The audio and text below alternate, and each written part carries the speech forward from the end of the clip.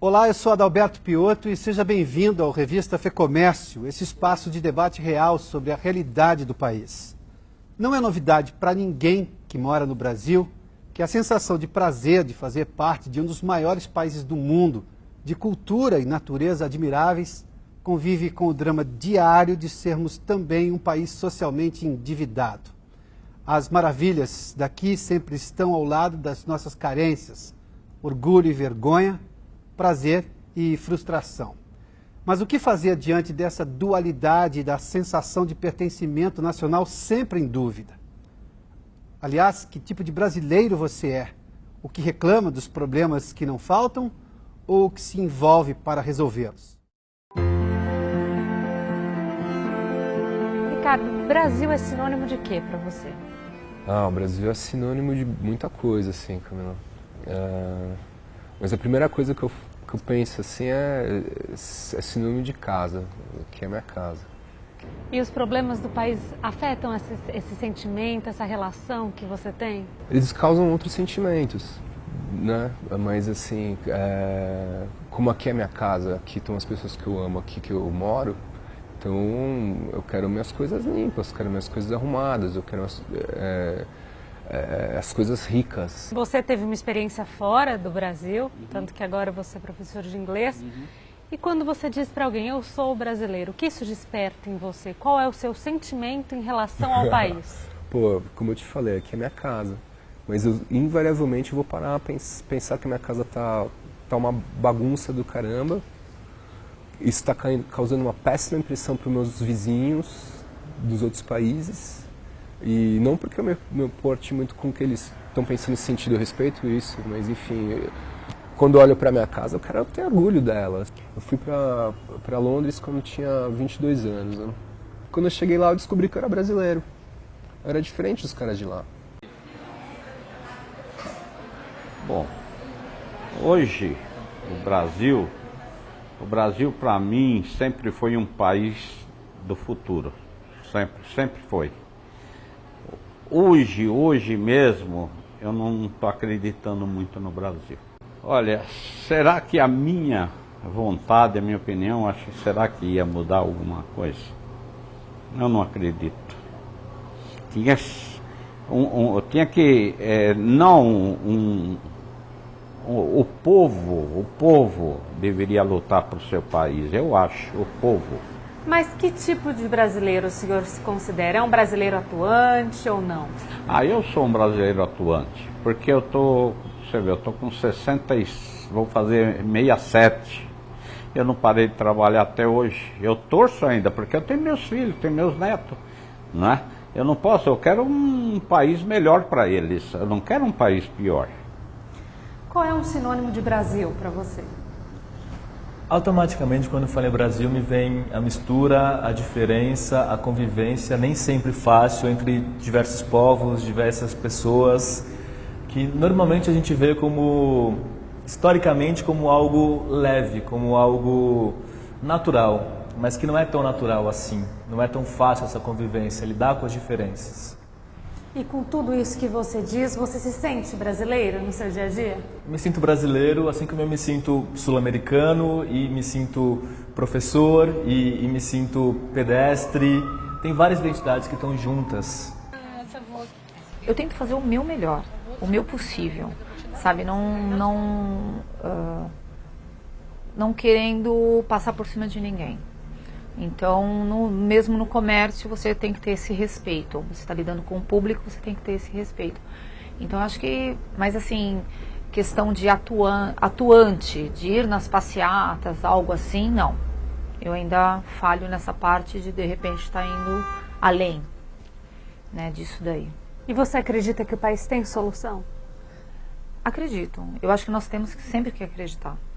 Porque se a gente desacreditar, eu acho que vai ficar cada dia pior. Então, cada um fazendo um pouquinho, eu acho que sim, tem como melhorar. Você se considera patriota? Cara, eu fico pensando se eu tenho uma pátria. Sim e não. É a mesma coisa do pertencimento. Eu consigo ver as qualidades do meu país, porque tem certas especificidades, Mas ao mesmo tempo, tem vezes que ser brasileiro é meio triste. Eu sou brasileiro, não posso falar que não sou brasileiro. Eu sou brasileiro e gosto do Brasil. Nós, como brasileiros autênticos, assim, acho que nós temos que ter esperança, sim, que tudo vai melhorar. Para falar deste assunto, nós temos aqui o escritor, historiador Laurentino Gomes, autor da série de livros 1808, 1822 e 1889, sobre a história do Brasil, da chegada da família real ao país, passando pela independência até a proclamação da República. Laurentino, seja bem-vindo uma vez mais. Muito obrigado. Nós, os brasileiros e o Brasil, temos solução? Acho que sim. Eu percebo hoje no Brasil uma mistura de sonho muito forte. O brasileiro continua sendo um grande sonhador. Ele quer um Brasil melhor. Ele acha que o Brasil tem um espaço que merece ser ocupado no cenário internacional, mas ele ainda não ocupou.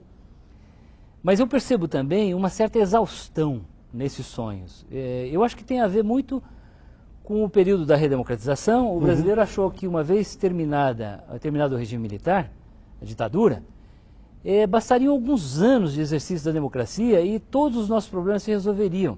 E está demorando mais do que as pessoas imaginavam. Tem uma corrupção persistente, muita violência, muita ineficiência do Estado, uma certa estranheza em relação ao Brasil que nós temos, entre o que nós sonhamos e o que nós realmente temos no dia a dia. E eu acho que as pessoas estão meio que chegando no limite. Mas eu acho que isso é bom, por incrível que pareça. O Brasil está adquirindo um senso de urgência, de transformação, que nós às vezes não conseguimos avaliar no dia a dia. Mas eu sinto esse senso de urgência. Assim, o brasileiro ele não tolera mais a corrupção, embora a corrupção tenha sido cada vez mais frequente, os casos de corrupção, de denúncia. A corrupção nunca esteve tão exposta quanto está hoje. Agora, acho que num ambiente de democracia, em que nós somos chamados a transformar o Brasil pelo voto, pela participação política, essa mistura de inconformismo com senso de urgência pode ser muito benéfica. Essa exaustão, então, não levaria a uma desistência, e sim a um envolvimento maior? A uma mobilização, porque o brasileiro ele ainda tem uma perspectiva monárquica do poder. O brasileiro não participa de nada, ele não participa de sindicato, de partidos políticos, de assembleia de condomínio, de reunião de paz, nada. Mas ele cobra muito do Estado.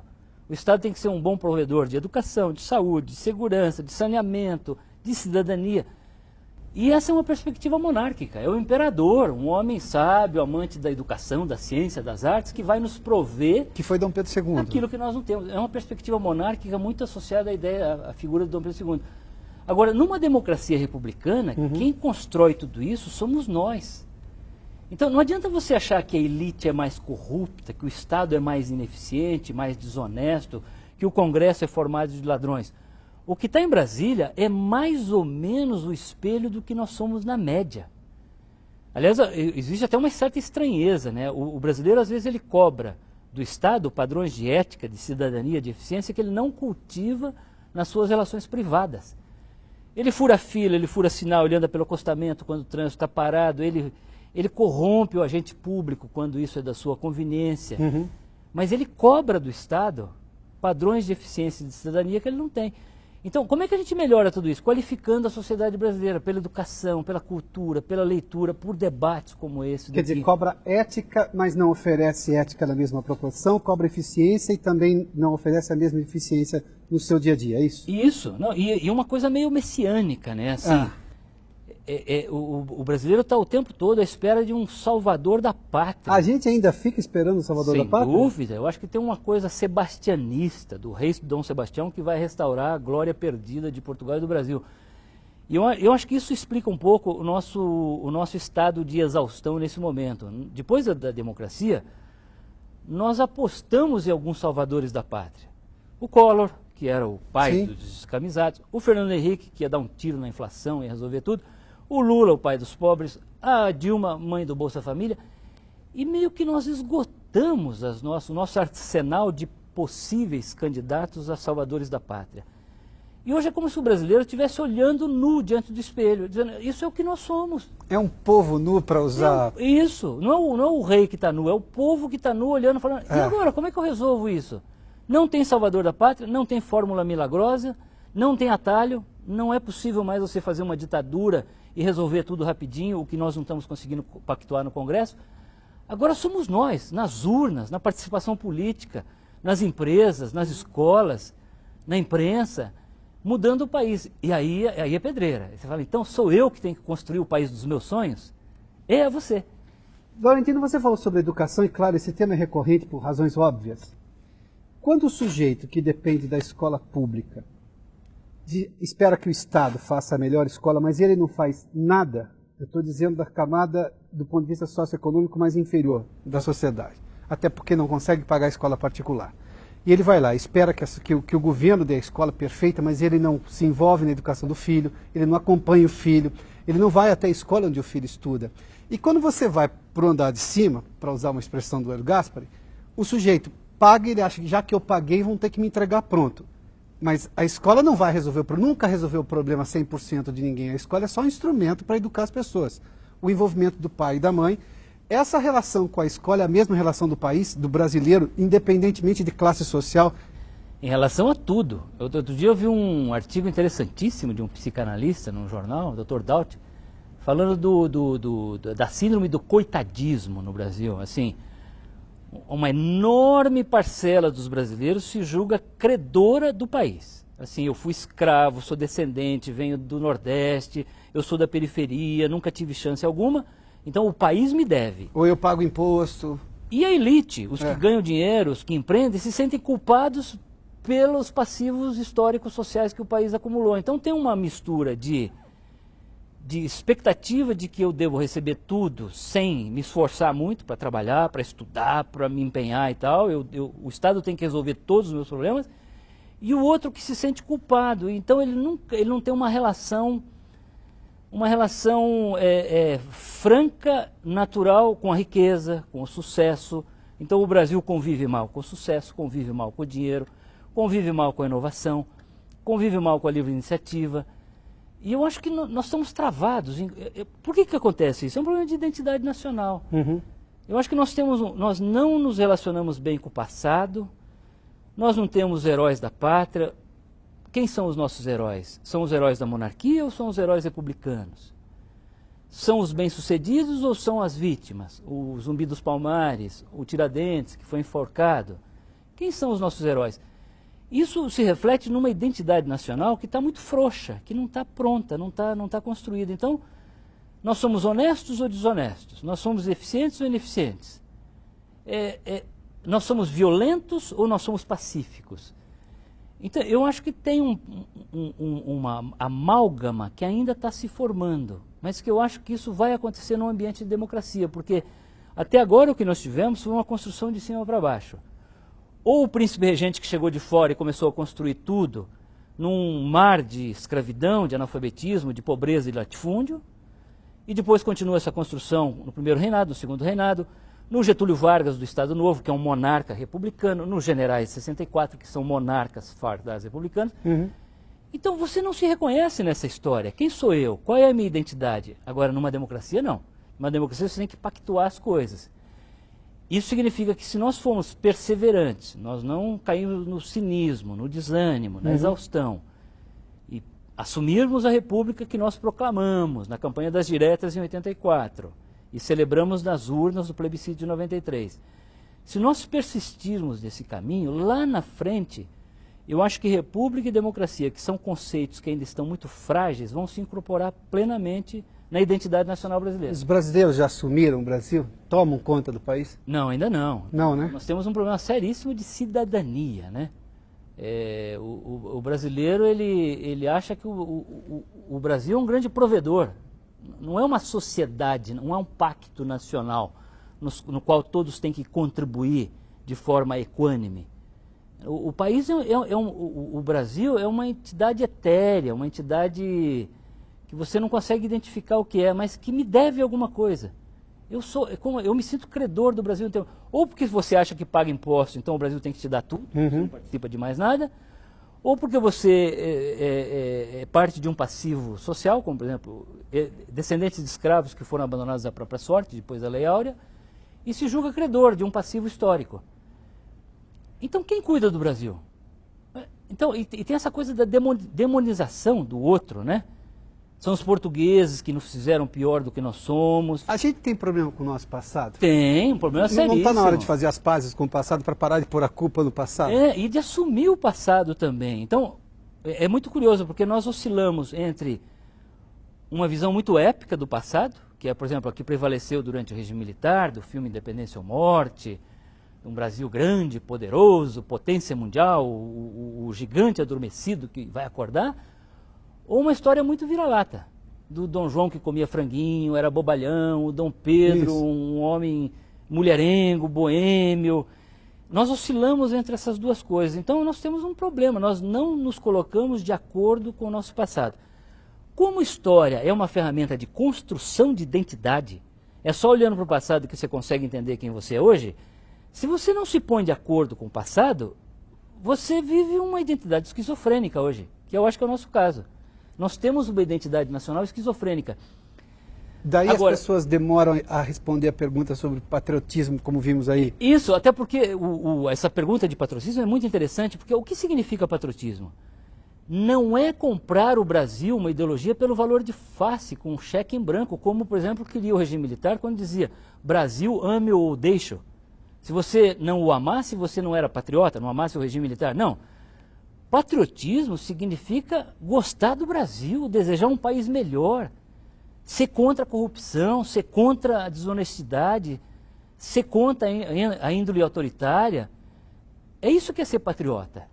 Não é comprar o Brasil pelo valor de face de um ditador ou de uma ideologia de esquerda, que também distorce do outro lado. É você ter um espírito crítico em relação ao seu país, perceber que tem virtudes e muitos defeitos no passado e que nós somos assim mesmo e que nós precisamos... É como se fosse um processo de psicanálise, né? Quando você vai para o divã e olha para você mesmo, você não vê só coisa boa, só coisa ruim. Você vê traumas, vê dificuldades, o relacionamento com a sua mãe, com o seu pai. Mas tem coisas maravilhosas, recursos emocionais, coragens, virtudes que estão entranhadas em você e que se você compreender perfeitamente essas duas coisas, as suas fragilidades e as suas virtudes, você leva a vida adiante com uma forma muito mais alegre, muito mais solta, muito mais forte. E assim é também com uma sociedade nacional. Se você demonizar excessivamente o seu passado, você vai ter um permanente problema de autoestima. Se você achar que o seu passado é épico, mais do que ele realmente é, você vai se iludir. E o passado é uma mistura das duas coisas, porque a história nada mais é do que a grande aventura dos seres humanos na face da Terra. E os seres humanos são, por natureza, duais. Eles são frágeis, eles são medrosos, são corajosos, eles são desonestos, mas às vezes são capazes de grandes gestos de generosidade, de inovação, de criação, de coisas boas. Essa mistura é que nós temos que aceitar no nosso passado. Até porque é um erro você achar que a história do Brasil é pior do que a média dos outros povos, como se os portugueses nos tivessem feitos mais corruptos, mais desonestos, mais ineficientes do que nós somos. Existem vitórias, existem conquistas no passado que precisam ser reconhecidas. Por exemplo, a nossa capacidade de manter a integridade territorial, coisa que os outros países não conseguiram. Isso é um mérito da colonização portuguesa. Os portugueses nos legaram uma cultura relativamente tolerante, do ponto de vista racial, político, religioso, um povo bastante alegre. Eu acho que são virtudes que, se nós aceitarmos, entendermos adequadamente, poderão ser mobilizadas no futuro para resolver os nossos problemas. Então, por isso que é importante se pôr de acordo com o passado. Deixa, para encerrar essa entrevista, Laurentino, a pergunta talvez mais feita é se você é um otimista ou pessimista em relação ao país. Quem termina, sim, sou otimista, ponto, ou sou pessimista, ponto, não está ajudando o processo, tá? Não. Precisa continuar, não é? Não, acho que a gente precisa, assim, você precisa ser otimista, sim, não dá para jogar a toalha. O grande perigo do Brasil hoje é uma mistura de desânimo com cinismo. Desânimo é o seguinte, olha, o Brasil não tem conserto. Esse país dançou. O cinismo é assim, o Brasil é um país corrupto mesmo, eu também vou corromper, o país é um país violento, eu também vou ser violento nas minhas relações pessoais. Essa mistura de cinismo com desânimo pode levar a duas coisas. Ou uma acomodação geral, e o país vai virar um México, uma mexicanização do Brasil, de corrupção endêmica e violência endêmicas, ou pode levar a uma via golpista. Assim, já que nós não conseguimos resolver coletivamente os nossos problemas, vamos chamar o general, vamos chamar o imperador, o ditador para resolver o nosso problema? Então, essas duas tentações, elas permanecem no horizonte brasileiro. Agora, você precisa ser otimista. Ser otimista não significa achar que o Brasil vai virar um país de primeiro mundo amanhã, mas calibrar as expectativas em relação ao Brasil, perceber que você tem grandes passivos problemas estruturais históricos e que vão demorar para ser resolvidos, mas que podem ser resolvidos. Podemos ter o privilégio de ser os protagonistas da mudança. Isso, da mudança real, não é? Mas não a mudança definitiva. Eu acho que a grande ilusão é achar que o Brasil, o ano que vem, vai virar um Japão, uma Suíça, uma Inglaterra. Não, vai demorar muito. Eu tenho certeza que os meus filhos, os meus netos, não vão ver o Brasil dos meus sonhos, mas vão ver um Brasil melhor do que eu tenho hoje. Então, é isso que precisa calibrar. Perceber que existem mudanças de natureza cultural. Por exemplo, o hábito da leitura. 60% dos não leitores no Brasil nunca viram pai e mãe com o livro na mão. É uma mudança de natureza cultural que não muda de uma hora para outra. A escola sozinha não resolve isso. São várias gerações formando leitores e tal, para que daqui a 100 anos nós tenhamos um país de leitores. Ou de eleitores conscientes, capazes de eleger políticos melhores do que nós temos hoje. Porque leram muitos. Ou porque se educaram, ou porque participaram de uma sociedade que conseguiu qualificá-los como cidadãos, coisa que nós não temos hoje. Laurentino, muito obrigado pela sua gentileza em nos atender aqui. Bom, nós conversamos com Laurentino Gomes, autor, escritor e jornalista. Esta foi a terceira edição do Revista FEComércio. Se você quiser acompanhar outros debates e notícias, acesse os canais da FEComércio na internet. Muito obrigado uma vez mais pela sua companhia e até a próxima.